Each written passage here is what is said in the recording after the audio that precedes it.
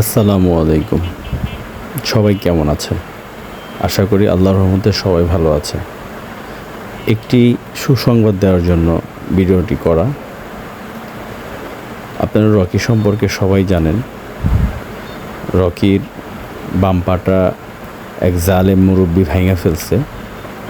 তো আগের চাইতে সকলের দয়ায় আল্লাহর রহমতে রকি এখন ভালো আছে। পাশাপাশি রকির শরীরে একটু অ্যালার্জির দেখা দিছে। এই জন্য তাজা নিম পাতা দিয়ে রকিকে গোসল করানো হচ্ছে। রকি হচ্ছে আমার সেই আদরের কুকুরটা, যে কুকুর সম্পর্কে আপনাদেরকে বলছিলাম। আপনারা সবাই মন থেকে ওর জন্য দোয়া করছেন। তো সকলকে জানানোর জন্যই ভিডিওটা করা। রকি আল্লাহর রহমতে সকলের দোয়া এখন ভালো আছে এবং আগের চাইতে অনেক সুস্থ আছে। সবাই ওর জন্য দোয়া করবেন। আল্লাহ যেন সকল পথপ্রাণীদের ভালো রাখে, সুস্থ রাখে।